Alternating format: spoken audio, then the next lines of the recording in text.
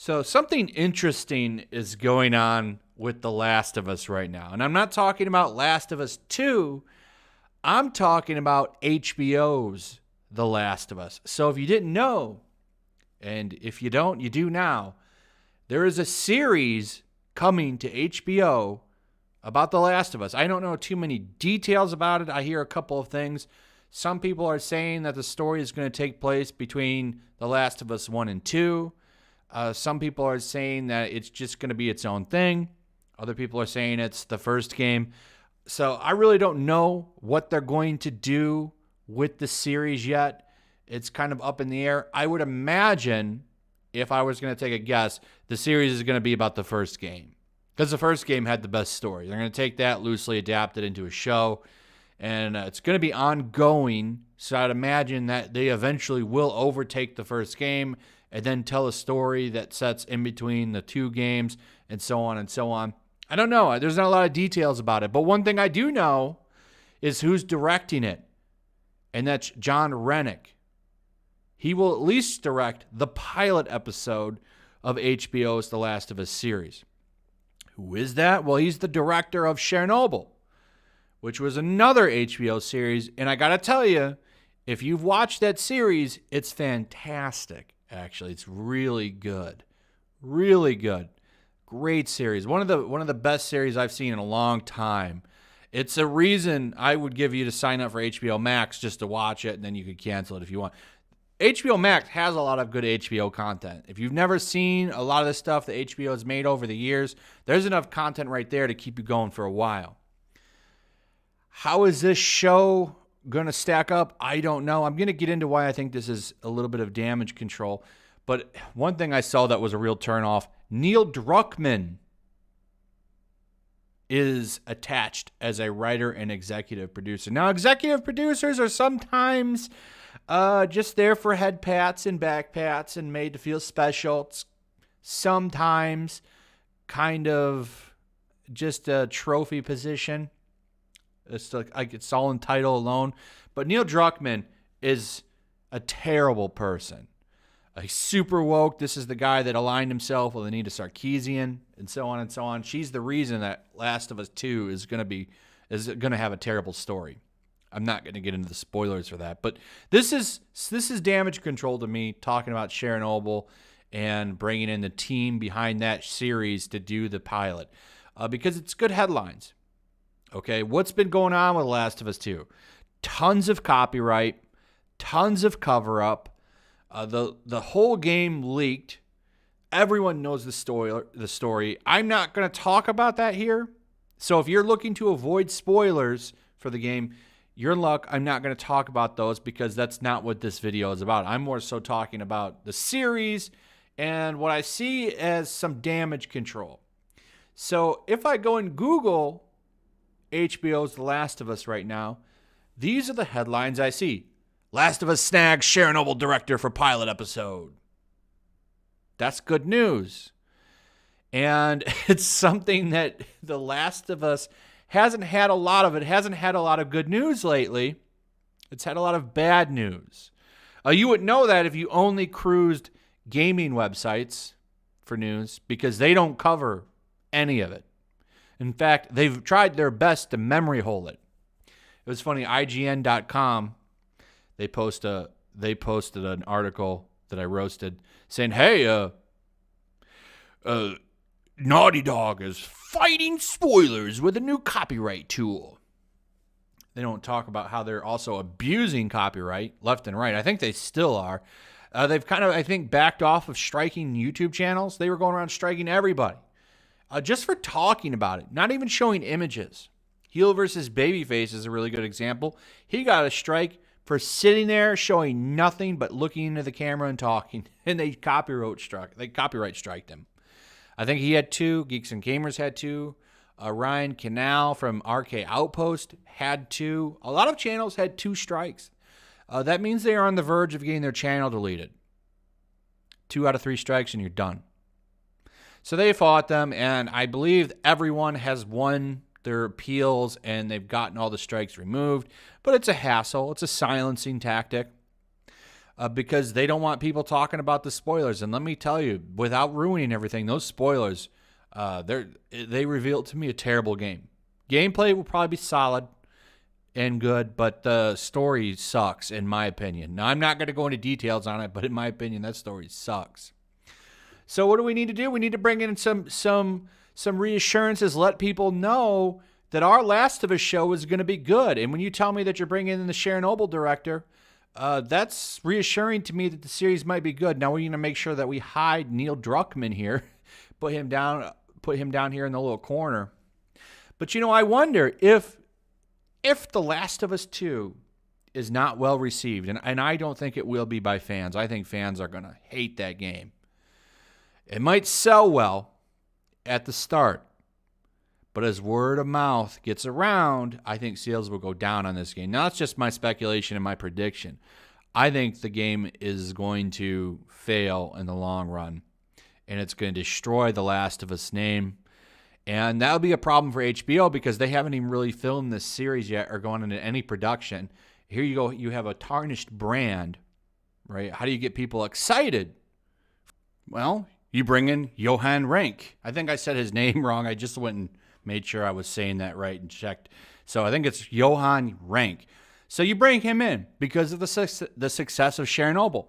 It won like 14 BAFTAs or something. It's got Emmy nominations. It's a great series. So anybody that's excited about television and excited about series and content, and they know that series, they're going to be excited for the show now. It boosted it up for me. Just knowing that he's attached to it makes me think, okay, maybe this show will work a little bit more because you're bringing in somebody good. Now, it says he's only directing the pilot. I don't know how too involved he's going to be involved in this series, but what we can do is we can head over here and get a little bit more details on what's going on. There's a whole interview here with him. And here's what's funny. This is why I was calling this damage control. So here's where a lot of the articles that are popping up right now about the series are getting their content from. They're getting it from Discussing Films interview here. And the interesting thing to me about this entire interview is it's more about Chernobyl. It's more about that series than it is about The Last of Us, telling you how great this series was. And make no mistake, like I'm telling you, the series, that is a fantastic series. It's really, really good. It's 5 episodes long. If you have a chance to watch it, you really should. It's probably one of the better series of the past couple of years, in my opinion. And it does give a little bit of credibility to Last of Us. Can he repeat that success with it? Well, only time can tell. But you go in here and you look at this introduction here for the series, and The Last of Us is barely mentioned. So check this out. I'm going to read you this part. The career path of Johan Renck is truly something to behold. After finding early success as the Swedish pop star Stakka Bo, he slowly transitioned into directing music videos. Fast forward to now, and he is an Emmy Award-winning director.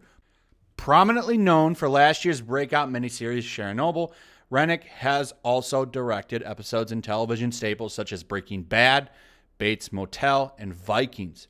So you got at least one successful series right there. I don't know too much about Bates Motel or Vikings, but I know Breaking Bad is big.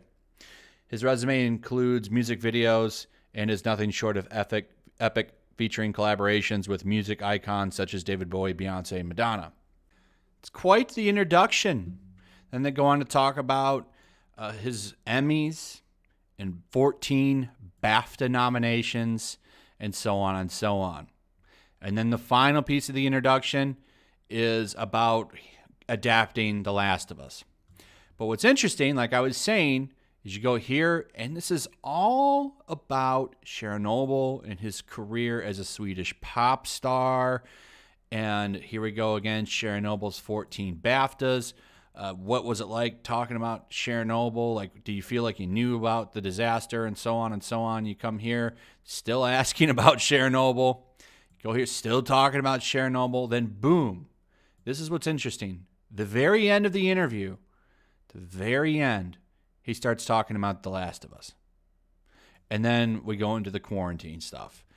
There's only really 2 questions about it. And the second one is, what are the similarities and differences between adopting historical and pre-existing characters? And here's the interesting thing. Even this, they're talking about, collaborating with other people from Chernobyl with a Last of Us question. So to me, when I'm looking at this whole interview here, it's all about propping up the guy directing the series, or at least the pilot. I don't know if he's going on to direct the whole series. Maybe he is, I think, depending on how successful that pilot is. But this feels like damage control to me. Like, oh, okay, well, we can change the news a little bit, maybe prop up the series. Because if the Last of Us brand is damaged from the Part 2 game, they're going to have to sell this series on this guy's success then, or something. I mean, we'll see what happens. I guess, maybe I'm jumping ahead because people might like The Last of Us 2. Could happen. People might end up liking that game. So I can't say for sure what's going to happen. But if I were going to bet on things in Vegas on how I think The Last of Us 2 is going to be received, I would say it's going to be received poorly. At least from the audience. Critics are going to love it. 10 out of 10, stunning and brave. I guarantee it. But I'm interested in what audiences think of the game. And I think that there's going to be backlash there. I think it's going to sell poorly, though we'll never know because we will never get digital numbers. And then, if it's not well received, it's going to hurt. It's going to hurt the HBO series. And keep in mind, I want you to keep in mind, Neil Druckmann is attached as a writer. Okay, maybe executive producer, probably not as much say, but as a writer, he does have a little bit of control on where things go because that's the material that you direct. Now, they can always make some changes, but Neil Druckmann is probably being relied on for the characters. And while the gameplay might be good in The Last of Us 2, and that might help prop that game up a little bit more, there is no gameplay in a television series. That's story-driven. And I really wonder how much effect Neil Druckmann is going to have on this show, how much of his new awoken eyes are going to direct this series, and so on and so on. We'll see. Time will tell. But as of right now, I see this propping up Mr. Chernobyl director here as a little bit of damage control. And it works. For people that have watched that series, I'm telling you, this says, okay, maybe this will be good. We'll see. Time will tell. Anyway, what are your thoughts? Do you think this is damage control? Do you think that he's here to prop up the brand a little bit? What are your thoughts on that? How do you think the game is going to be received? I'm interested in your input on that as well. Also, if you would, throw a like up, share the video, make sure you're still subscribed. Subscribe if you're new. Hit that notification bell, and I'll see you guys on the next one. Peace.